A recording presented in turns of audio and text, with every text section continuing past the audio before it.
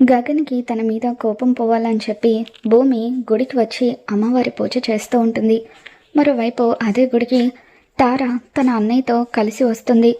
తారకు మంచి పెళ్లి సంబంధం కుదరాలని చెప్పి తార వాళ్ళ అన్నయ్య తులాభారాన్ని ఏర్పాటు చేస్తాడు. ఎంత వెండి వేసినా కూడా తులాభారం తూగకపోవడంతో తార వాళ్ళ ఇంట్లో పనిచేసే అమ్మాయి, అయ్యగారు మీరు ఎంత వెండి వేసినా కూడా తులాభారం తూగడం లేదంటే ఒకవేళ మంచి సంబంధం కుదిరితే అమ్మాయి గారు మిమ్మల్ని విడిచి దూరంగా వెళ్ళిపోతారు కదా, అలా మీ ఇద్దరిని విడదీయడం ఆ దేవుడికి ఇష్టం లేదేమో అని చెప్పి అంటూ ఉంటుంది. ఇక అదే టైంకి గగన్ గుడికి వస్తాడు.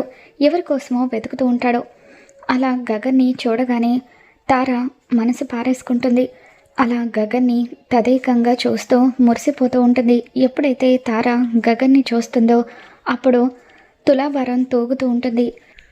తార గగన్ని చూస్తూ మనసులో అన్నయ్య మీ బావ దొరికేశాడు అని చెప్పి ఆనందపడిపోతూ ఉంటుంది.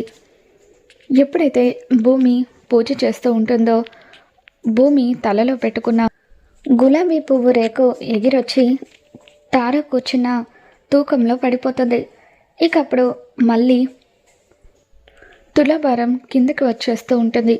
తార అందులో నుండి కిందకి దిగిన తర్వాత తార వాళ్ళ అన్నయ్య నాకు చాలా ఆనందంగా ఉందమ్మా, ఆ దేవుడు కూడా నీ పెళ్ళికి అంగీకారం తెలిపాడు, త్వరలోనే ఒక మంచి సంబంధం నీకు దొరుకుతుందని చెప్పి తార వాళ్ళ అన్నయ్య అంటూ ఉంటే, అన్నయ్య నాకు కావాల్సిన రాజకుమారుడు దొరికేశాడు అన్నయ్య, ఇదే గుడిలో ఉన్నాడు, రా చూపిస్తా అంటూ తన అన్నయ్యకి చెబుతూ గగన్ని చూపించే ప్రయత్నం చేస్తూ ఉంటుంది.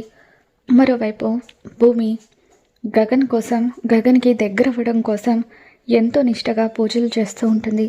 మరి రాబోతున్న ఎపిసోడ్లో ఏం జరగబోతుందో మళ్ళీ మన ఛానల్లో తెలుసుకుందాం. ఈ వీడియో మీకు నచ్చినట్లయితే తప్పకుండా లైక్ చేయండి.